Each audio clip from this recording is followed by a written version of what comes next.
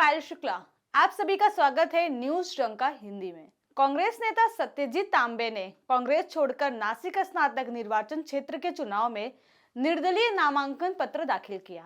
कांग्रेस नेता आशीष देशमुख ने कांग्रेस के राष्ट्रीय अध्यक्ष मल्लिकार्जुन खड़गे को एक सनसनीखेज पत्र लिखकर सत्यजीत तांबे की बगावत के लिए प्रदेश अध्यक्ष नाना पटोले को जिम्मेदार ठहराते हुए उन्हें तुरंत हटाने की मांग की है। इस पत्र के कारण नाना पटोले की कार्यशैली पर उंगली उठी है। इसी बीच बीजेपी सांसद संजय विखे ने भी आने वाले समय में कांग्रेस में भूचाल आने की बात कहकर कांग्रेस की कमर तोड़ दी है। यह कांग्रेस के लिए शुभ संकेत नहीं है। कांग्रेस अस्तित्व के लिए संघर्ष कर रही है। महाराष्ट्र में भी इसी पार्टी की स्थिति काफी कमजोर है, जिन्हें कांग्रेस की डूबती नैया को बचाने की जिम्मेदारी दी गई है। उन्होंने ऐसा नहीं किया। अभी कांग्रेस का जहाज संकट में है।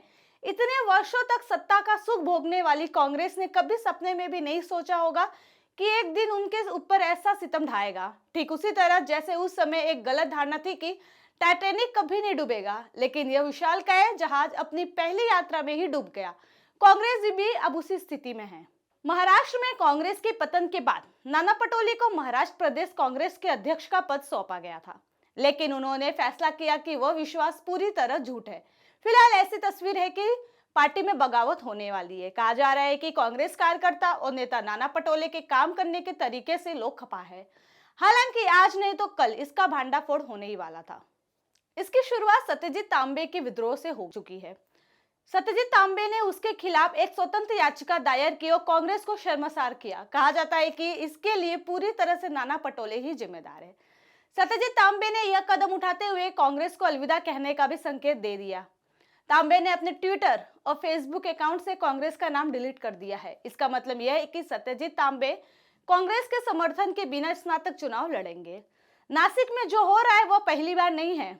इसके पहले भी विधान परिषद की नागपुर सीट से भी कांग्रेस को हार का सामना करना पड़ा था। उस समय कांग्रेस उम्मीदवार थे रविंद्र भोयर, लेकिन यह सीट निर्दलीय उम्मीदवार मंगेश देशमुख को दे दी गई थी। इसी असमंजस का फायदा उठाकर बीजेपी के चंद्रशेखर बावनकुले जीत गए थे।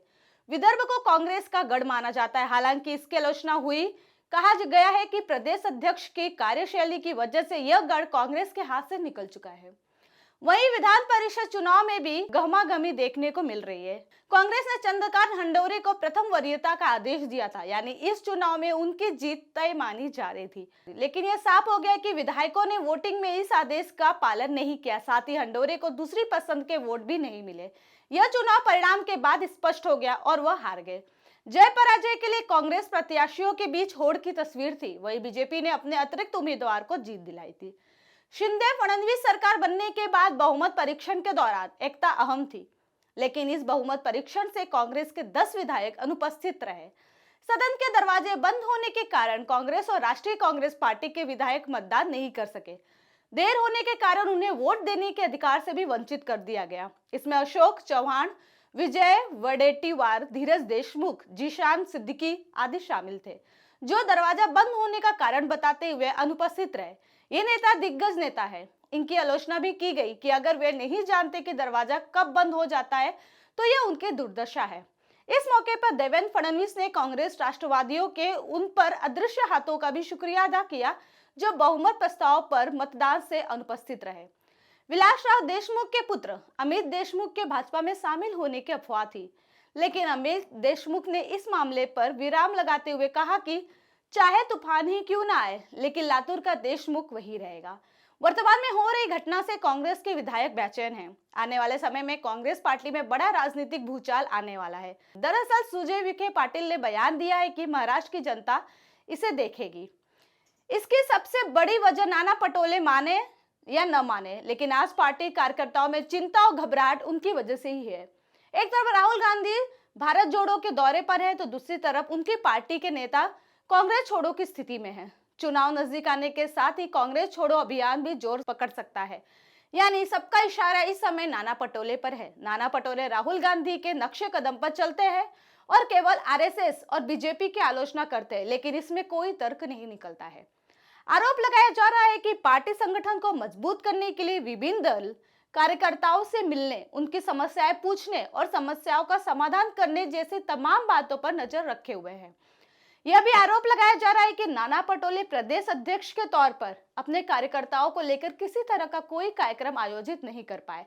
ऐसा इसलिए है क्योंकि कांग्रेस के पास समर्पित कार्यकर्ता नहीं है और साथ ही उनमें ऊर्जा की भी काफी कमी है। एक गौर लेकिन सत्य तथ्य यह है कि वह एक वक्ता के रूप में बहुत कमजोर है। केवल विवादात्मक बयान देने में ही वे काफी अच्छे हैं। उन्होंने यह कहकर खुद को मुश्किल में डाल दिया कि वह मोदी को मार सकते हैं। किसी तरह वे वहां से बच निकले। लेकिन अब कांग्रेस के लगातार गिरते पतन को देखते हुए सवाल यह उठ रहा है कि क्या वह अपनी रक्षा कर सकते हैं। आपको मेरा वीडियो कैसा लगा कमेंट सेक्शन में जरूर बताएं। साथ ही हमारे चैनल को लाइक, सब्सक्राइब और शेयर करना ना भूलें। फिलहाल के लिए इतना ही। जल्दी एक नई जानकारी के साथ पुनः उपस्थित होंगी। तब तक के लिए मुझे दीजिए इजाजत। धन्यवाद।